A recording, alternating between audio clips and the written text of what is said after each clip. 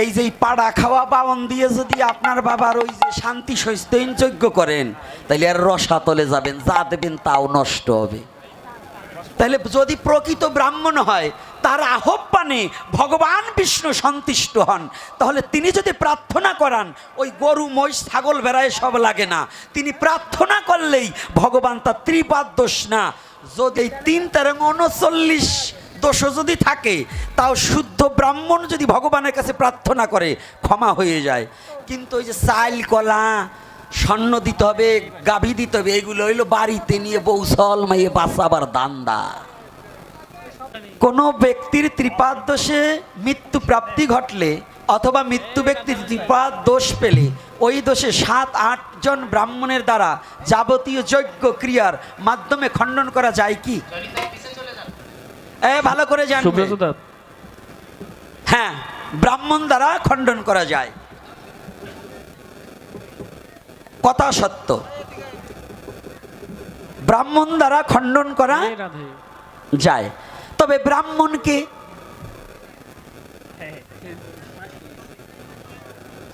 এই শুনছেন কথাটা? যারা প্রশ্ন করেছেন শুনছেন তো? এখানে যদি ব্রাহ্মণ থাকেন, দণ্ডবোধ করি, প্রণাম করি তার চরণে ভুলণ্ঠিত অবস্থায়। আর যদি বাওন থাকি, ও জীবনেও প্রণাম করব না, বাওনের পায়ে জীবনেও প্রণাম করব না। যদি ব্রাহ্মণ হয় তাহলে প্রণাম করি।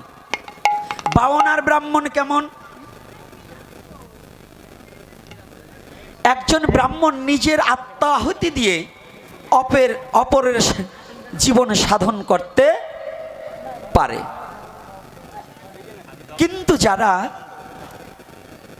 নিজ স্বার্থ কায়েমের জন্য গরু দাও, স্বর্ণ দাও, অলংকার দাও, এইগুলা নেওয়ার জন্য করে, সেগুলো কোনোদিন ব্রাহ্মণ হতে পারে না, তারা বাওন হয়।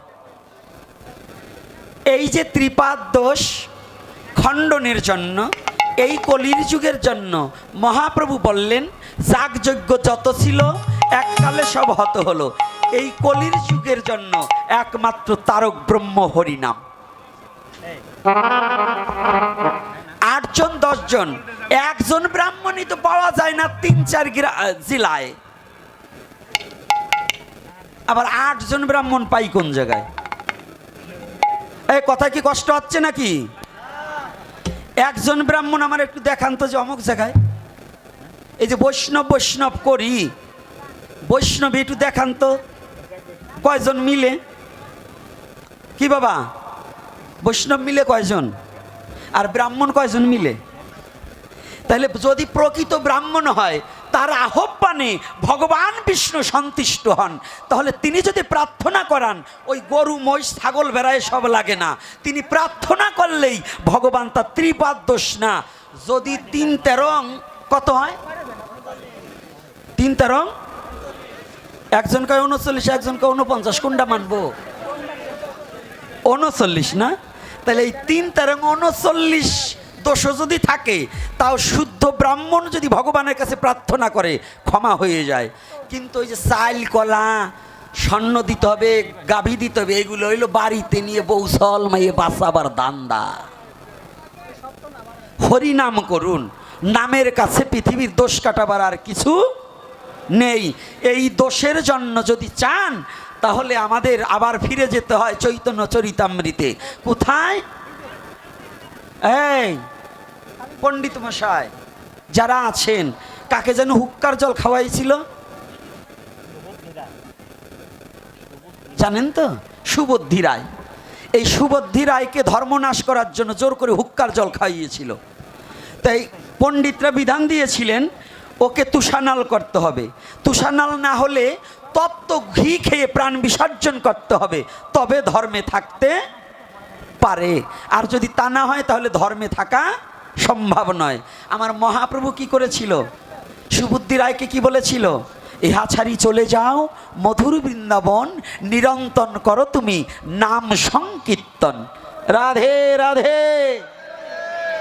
তাহলে যা বলেন, এই যে পাড়া খাওয়া বাওন দিয়ে যদি আপনার বাবার ওই যে শান্তি সৈস্তইন যজ্ঞ করেন, তাহলে আর রসাতলে যাবেন, যা দেবেন তাও নষ্ট হবে। তাই একটু শুদ্ধ ব্রাহ্মণ যদি হয়, তিনি প্রার্থনা করলে এবং তুলসী দান করলেই পবিত্র হয়। ব্রাহ্মণ শ্রেষ্ঠ, ব্রাহ্মণকে পূজনীয়, ব্রাহ্মণ আর বৈষ্ণবে কোনো পার্থক্য নেই। কিন্তু একাদশীর দিনে বাওনের পোলাও ইয়ে যদি পাড়া হবে, কথা বলে না কেন? আপনি নমশূদ্র আপনার বাড়ি খাইলে তাদের জাজ যাবে, বাজারের সিঙ্গারা পুরি খাইলে জাজ যায় না। ওই ব্রাহ্মণদের শান্তি সস্তায়ন করলে কোনো লাভ হবে না। মুরগি পালে ব্রাহ্মণেরা, এই আমগ্রাম তো মনে হয় নোমরা মুরগি পালে না, না হ্যাঁ পালে? এই আমগ্রামের নোমরা মুরগি পালে? আসতে এই আমগ্রামের সে কয়টা নমতে মুরগি পালে, ওইটা মনে হয় এখন তুই নমো আবার পারে নাই। দীক্ষা নেওয়ার পরে নমো বাড়িতে মুরগি খাওয়া জবনের লক্ষণ। তো চরণ ধরে করি মানে আমগ্রামে যেন মুরগি থাকে না, কারণ এই গ্রামে বৈষ্ণবের দেশ, এই বৈষ্ণবের দেশে যেন মুরগি থাকে না, সাবধান। এরপরে যদি আমগ্রাম আরো আনবার চাইতেছে, যদি আসি সেই দিন কিন্তু দোলাই হবে এর উপরে, মনে থাকবে তো? হ্যাঁ, তাই মুরগি পালা বন্ধ হবে মা, এখনে বলবে না, কয় খাই সেটা ডিম দিয়া। আরে মরার পরে খাওয়াইবে লোহার। এখন যারা হাঁস মুরগির ডিম খান না, মরার পরে লোহার ডিম গরম করে গলার ভিতরে ঢুকাইবে, তো বুঝবে কায়দাটা কারে কয়, মনে থাকবে তো? হ্যাঁ, জয় শ্রী রাধে ভালো করে জানবেন। জয় নিতাই, একটু ভালো করে শুনছি। এখানে ভীষ্ম কি ভগবানের বিপক্ষে না সপক্ষে? এই ভীষ্ম কোন পক্ষে? হ্যাঁ, আর ভগবান ছিল পাণ্ডবদের পক্ষে না কৌরবদের পক্ষে? পাণ্ডবের পক্ষে নয়। আচ্ছা, ভগবান কি করলেন? ভগবান যুদ্ধক্ষেত্রে যাওয়ার আগে তিনি কি নিরপেক্ষ না পক্ষ? কৃষ্ণ কি নিরপেক্ষ না পক্ষ? প্রতিজ্ঞাবদ্ধ হলেন। সবাই জানতেন, সবচেয়ে আগে জানতেন শকুনি। কে জানতেন? শকুনি কৃষ্ণকে যতটা চেনে, আমার বোধ হয় অর্জুনও ততটা কৃষ্ণকে চিনতেন না।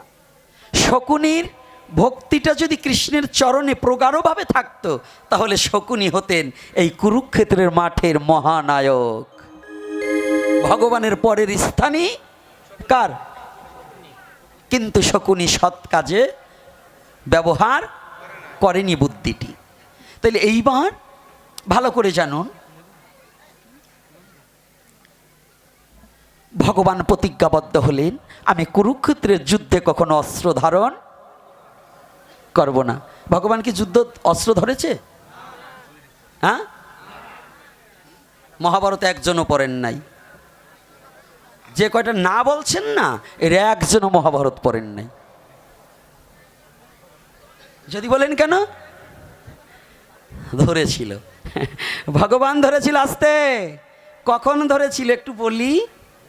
রাধে রাধে রাধে, যাবো ওখানে একটু। সবাই জানি আমরা ভগবান নিরস্ত্র না। বিশ্বকে সবাই জানে ভগবানের বিপক্ষে, কিন্তু জানেন এই কুরুক্ষেত্রের একটা মূল তত্ত্ব কি?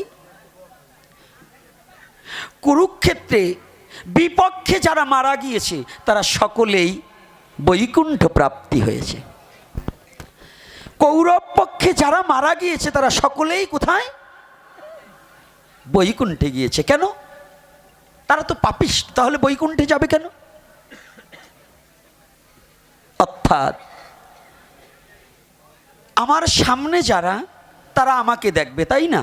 কিন্তু আমার পিছনে যারা, তারা কি আমার বদন দেখবে? কি দেখতে পাবে? তো কৌরবরা ছিল ভগবানের সামনে না পিছনে? তো যখন অর্জুনের ধনুর বাণে যখন কৌরব পক্ষের সেনারা হত হতেন, সকলেই অর্জুনের রথের সারথি আমার ভগবান কৃষ্ণের চরণ এবং বদন দর্শন করিতে করিতে প্রাণ পাখি চলে যেত। অন্তিম সময়ে যে আমার ভগবানকে দর্শন করবে তার অন্তিম গতি হইবে জানিবে নিশ্চয়।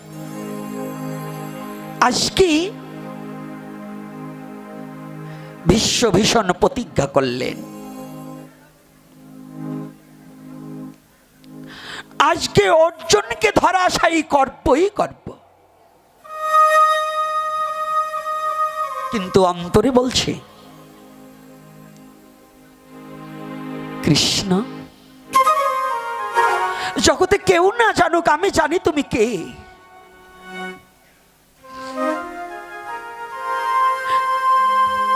আমার কর্ণের কাছে তোমার অর্জুন কিছু ছিল না যদি তুমি রথের সারথি না হতে। আমি জানি তুমি শুধু অর্জুনের কাঠের রথের সারথি নয়, তুমি অর্জুনের দেহ রথের সারথিও তুমি কৃষ্ণ দয়াময়। তুমি বলেছ এই কুরুক্ষেত্রের রণাঙ্গনে তুমি কোনো অস্ত্র ধারণ করবে না। আমি ভীষ্ম প্রতিজ্ঞা করে বলছি, আজ হয়তো তোমার অর্জুনকে ধরাশায়ী করব, না হয় তুমি ভগবান, তোমাকে আমি অস্ত্র ধরিয়ে ছাড়ব।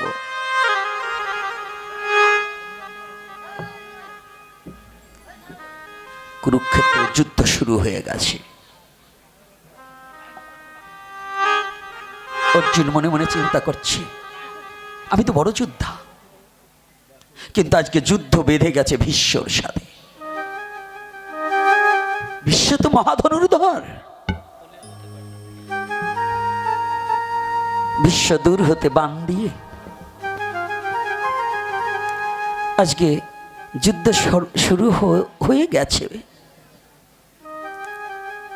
চোখটা বন্ধ করে ভগবান কৃষ্ণকে একটু ধ্যান করছে।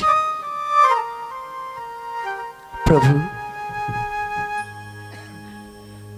বৈরী ভাবে আমি ভীষ্ম জীবনে কোনোদিন তোমার দুখানা চরণ সেবা করার মতো যোগ্যতা আমার হয়নি। আমি কৌরব পক্ষে সদা অন্যায়ের সাথে রয়েছি, কিন্তু তোমাকে চেনার মতো যোগ্যতা আমার কোনোদিন হয়নি।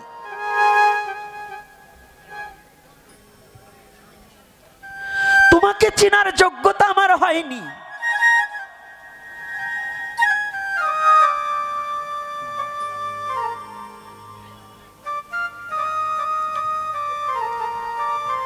আমি তো জীবনে তোমার চরণে দুটো পুষ্পাঞ্জলি দিতে পারবো না। আজকে বাণের দ্বারা তোমার চরণে একটি প্রণাম পুষ্পর্ঘ্য দান করে দেই। বিশ্ব প্রথম একখানা ধনুর্বাণ হাতে নিয়ে একখানা বাণ ছেড়ে দিয়ে বলছে, বাণ তুমি গিয়ে একটা পুষ্প হয়ে আমার প্রাণনাথ কৃষ্ণের চরণে গিয়ে পড়ে যাও। বাণের দ্বারা পুষ্প রচনা করে ভগবান কৃষ্ণের চরণে অর্পণ করে দিবে।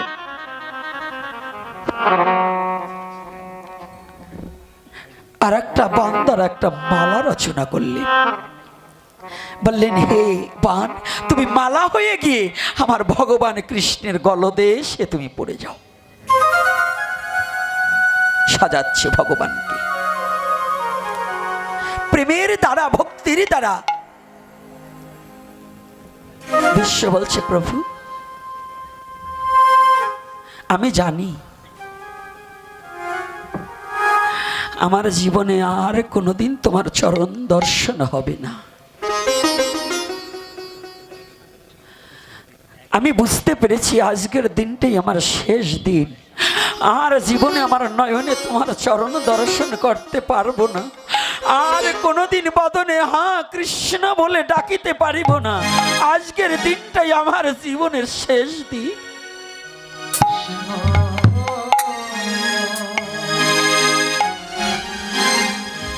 জানো প্রভু,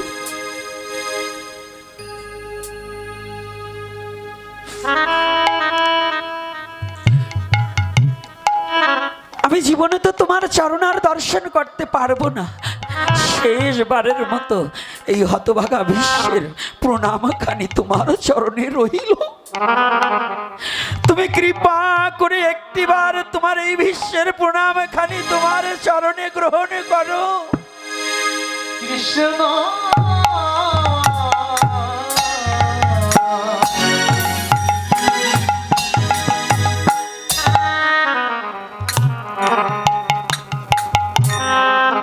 গ্রহণ করো।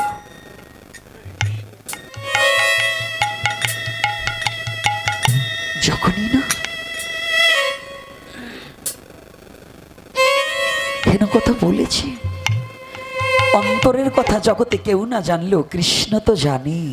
প্রতিটা জীবের অন্তরের অন্তরস্থলের কথা কেউ না জানলেও ভগবান সমস্ত জীবের অন্তরের কথা জানিতে পারে, বুঝিতে পারে, দেখিতে পারে গো।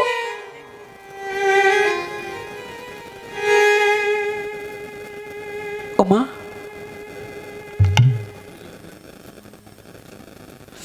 কৃষ্ণকে সুন্দর করে সাজিয়ে প্রণাম করে আজ বলছে, কৃষ্ণ হে, আজ তো আমার শেষের দিনে ঘনিয়ে এসেছে। আমার একটা প্রার্থনা তোমার কাছে আছে। আমি তো জীবনে কোনোদিনই তোমাকে ডাকতে পারিনি, জীবনে কোনোদিন তোমাকে ভালোবাসতে পারিনি, ভালোবাসতে পারিনি। তুমি কে তোমাকে কোনোদিন আমি চিনতে পারিনি, চিনতে পারিনি। বিশ্ব করজোরে দাঁড়িয়ে আছে।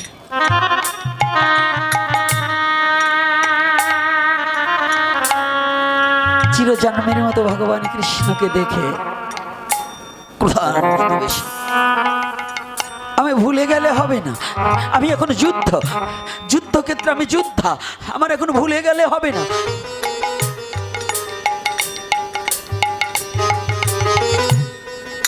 ধনুর্বার হাতে নিয়ে দাঁড়িয়ে গিয়েছে। আজকে দেখবো প্রভু, আজকে আমি দেখবো। তুমি না বলেছিলে এই কুরুক্ষেত্রের মাঠে তুমি অস্ত্র ধরবি না। তুমি কত বড় ভক্তবৎসল ভগবান, তোমার ভক্তকে তুমি কেমন ভালোবাসো আজ আমি দেখবো। তোমার ভক্তের জন্য তুমি কি করতে পারো, এই জিনিসটা আজ আমি একটু দেখবো।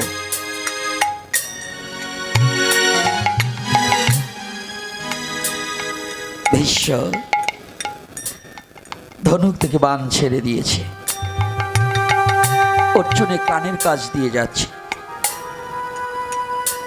নাকের কাজ দিয়ে যাচ্ছে, কিন্তু একটা মারছে। বিশ্ব জানে এই যুদ্ধে আমার পরাজয়, আমি নির্ঘাত, আমার মৃত্যু।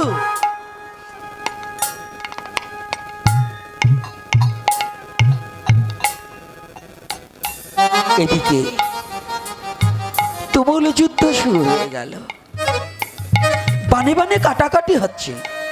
এক সময় ভীষ্ম এমন বাণ নিক্ষেপ করেছে, কৃষ্ণ দেখতে পাচ্ছে অর্জুনকে আর কোনোভাবেই রক্ষা করা সম্ভব নয়। বিশ্বের বাণের হাত থেকে অর্জুনকে রক্ষা করা কোনোভাবেই সম্ভব নয়। ভগবান আমার দয়াময় ভক্তবৎসল ভগবান যখন দেখলেন তার প্রিয় পাত্র অর্জুনের সম্মুখে বিপদ, অর্জুনকে রক্ষা করবার নিমিত্তে ভগবান রথ হইতে নেমে উঠেই রথের চাকা নিয়ে ভীষ্মর সম্মুখে দাঁড়িয়ে গেলেন। ভগবান দাঁড়িয়ে গিয়েছে। যখনই রথের চাকা নিয়ে ভগবান দাঁড়িয়ে গিয়েছে না, দেখার সাথে সাথে ভীষ্ম ধনুর্গান্ধী পরিত্যাগ করে দিয়েছে।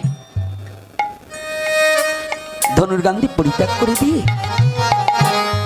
দুটি করজোড়ে ভগবানের কাছে এসে দাঁড়িয়েছে একটু দূরে। দয়াময়, এতদিন আমি তোমাকে বিশ্বাস করিনি যে তুমি ভক্তবৎসল ভগবান। এতদিন আমি তোমাকে বিশ্বাস করিনি যে তুমি ভক্তবৎসল ভগবান। আজ আমার বিশ্বাস হয়েছে তুমি ভক্তবৎসল ভগবান। এখন আমি মরেও শান্তি পাবো। তুমি তোমার ভক্তের জন্য সমস্ত কিছু করতে পারো।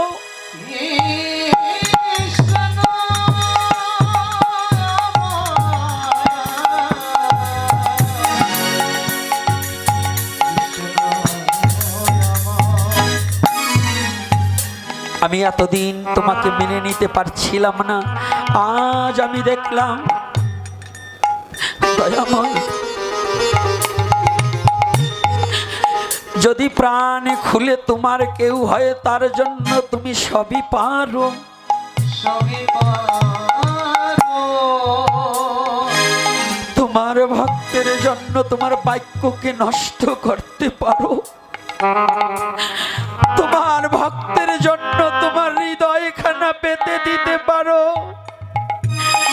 আজ তুমি ভক্তবৎসল ভগবান আমার প্রণামখানা গ্রহণ করো। আর কি করবে জানো?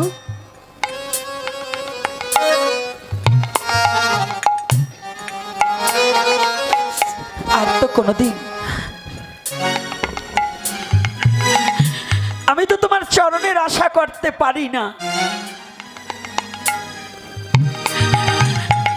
তুমি তোমার ভক্ত অর্জুনকে রক্ষা করবার জন্য তুমি যখন বলেছিলে আমি কুরুক্ষেত্রের রণাঙ্গনে কোনো অস্ত্র ধারণ করব না, আজ আমি আমার জীবন সার্থক যে আমি তোমাকে অস্ত্র ধরিয়েছি, তুমি যুদ্ধে নেমেছ।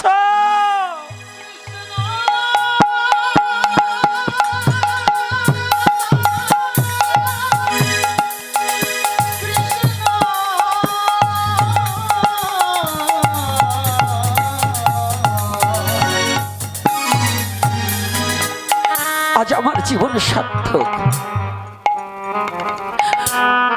অর্জুনের সম্মুখে আর এদিকে বিশ্বের সম্মুখে ভগবান মাঝখানে রথের চাকাটা দাঁড়িয়ে নিয়েও ভগবানের চোখের জল ছলছল করছে। বিশ্ব শুধু অর্জুনকে নয়, আজ তোমাকে কৃপা করবার নিমিত্তে, তোমার বাক্য রক্ষা করবার নিমিত্তে তুমি যে প্রতিজ্ঞাবদ্ধ করে এসেছিলে, আমি সেই প্রতিজ্ঞা রক্ষা করবার নিমিত্তে আমি অস্ত্র ধরেছি। আমি ভগবান হয়ে তোমাদের মতো ভক্তের কাছে পরাভূত হয়ে গিয়েও শান্তি পাই যদি শুদ্ধ ভক্ত হয়। আর এদিকে বিশ্ব বলছে, প্রভু হে, আজ আমি তোমার বীর রূপ দর্শনে করে বড় শান্ত হয়েছি। তুমি যোদ্ধা হয়ে আমার সম্মুখে দাঁড়িয়েছ, কিন্তু জীবনে তোমাকে আমি কিছু দিতে পারিনি। আমার একটা অনুরোধ রাখো। কি করবে জানো? আমি তো তোমার চরণের আশা করতে পারি না, তবু একটা কাজ করো, তুমি আমায় চরণ ছাড়ো করো না রে। তোমার চরণ ছাড়া আমায় করো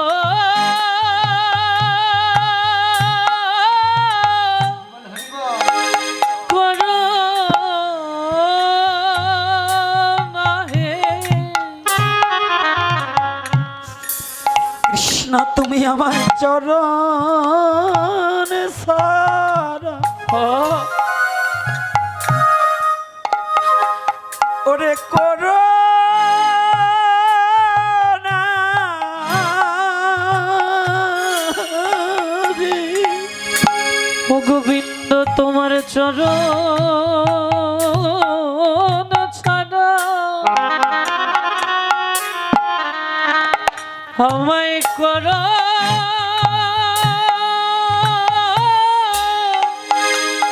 করো না হে। ওরে তোমায় ভালোবাসতে পারিনি,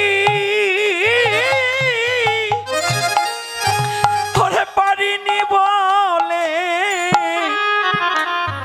তুমি কোনোদিন আমায় চরণ ছাড়ো ওরে করো না রে। আমি তোমায় ভালোবাসতে পারিনি বলে, বাসাতে পারিনি বলে পারিনি বলে তোমার চরণ ছাড়া আমায় করো না হে। বলো তোমার চরণ ছাড়াই আমার আর জগতে কি বা আছে? তোমার চরণ ছাড়া আর জগতে বলো বলো তোমার চরণ জয় নিতাই গৌর হরিব। এই জগতে আমার কি বাই আছে? ওরে তোমার চরণই আমার একমাত্র ভরসা। তোমার চরণ ছাড়াই আমার আর কি বা আছে? তোমার চরণ আমার একমাত্র ভরসা। একমাত্র ভরসা। ও গোবিন্দ তোমার চরণ ছাড়াই আমার বলো বলো কি ভাই আছে? এ বিশ্ব জগতে ভগবানের চরণ ভিন্ন, শুধু বিশ্ব নয়, আমাদের প্রতিটা জীবের কোনো জায়গা নেই। এই যে এখন সময়, এ সময় আমাদের হরিনাম ছাড়া আর কোনো গতি নেই। আমরা অস্ত্র হাতে নিতে পারবো না, তবে আমরা হরিনামের আন্দোলন করব। আমরা সনাতনী সভ্য জাতি, এই সভ্য জাতি অসভ্যদের মতো আমরা অস্ত্র হাতে নেব না, কিন্তু আমরা কি করব? হরিনামের আন্দোলন করব। প্রতি রাস্তাঘাটে শুধু খোল করতাল বাজিয়ে হরিনাম করব। পারবো তো? আমরা হরিনামের আন্দোলন করব। মতুয়া যারা আছে ডাঙ্কা বাজাবে, হরিনাম করবে। কৃষ্ণ ভক্ত খোল করতাল নিয়ে, অন্যান্য ভক্ত যারা আছে, যার ত্রিশূল আছে, যার কৌমণ্ডল আছে, চিমটা আছে, তাই নিয়ে বেরিয়ে যেতে হবে এবং সেইভাবেই ডুমরু আছে, হরিনাম করতে হবে। আমাদের হরিচরণ ছাড়া আর জগতে কিছু নেই। আমাদের একমাত্র ভরসা আমাদের গোবিন্দ চরণ ছাড়া। এই মূল মুহূর্ত সময়, এই বিপদে কালে কৃষ্ণ বিনে জগতে জীবের আমাদের আর কোনো বান্ধব নাই। তাই আজ এই আসরে বসে বলছি, হে কৃষ্ণ দয়াময়, তুমি একটিবার এই সনাতন জাতিকে রক্ষা করো।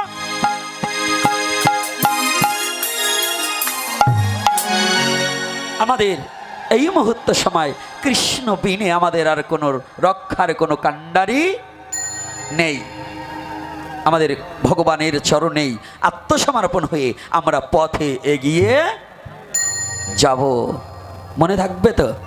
হ্যাঁ, এইবার একটা প্রশ্ন আছে, প্রশ্নের উত্তর হবে। আর একটা কথা বলছি, শুনুন।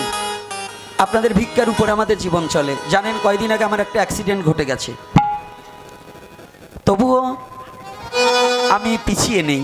আমাকে হামলা করা হয়েছিল, তবু আমি পিছিয়ে নেই, আপনাদের চরণে আসি।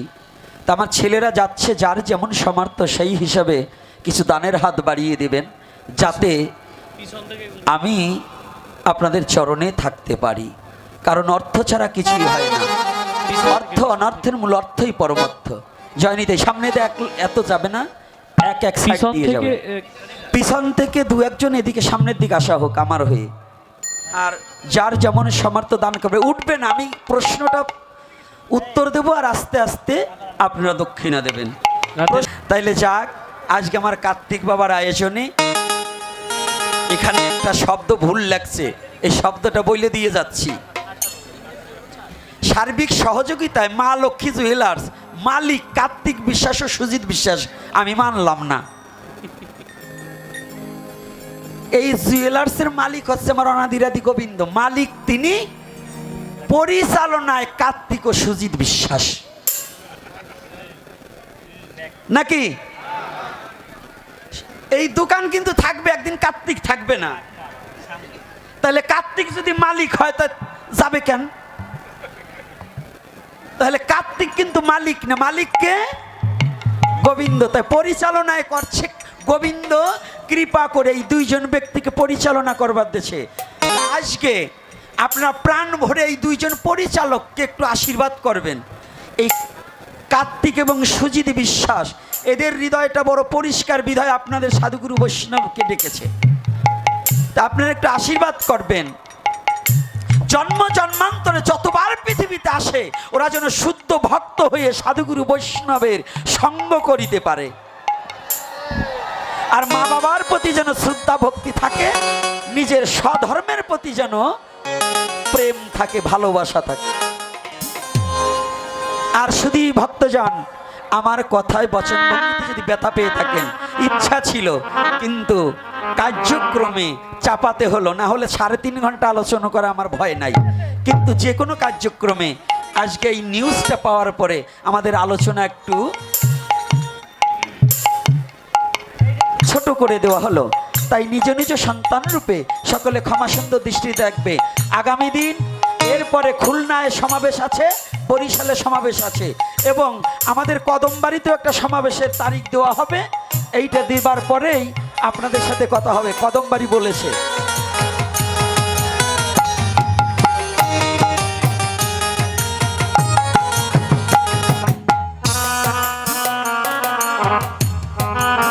আর একটা কথা আছে, যদি বেঁচে থাকি গৌরহরি যদি আমাকে রাখে, এই আপনাদের চৌরি বাড়ি এই 18ই অগ্রহায়ণ এই মুখপোড়া হনুমানটা যদি মহাপ্রভু রাখে তাহলে আসবেন, কৃপা করে আপনারাও একটু চরণধুলি দেবেন।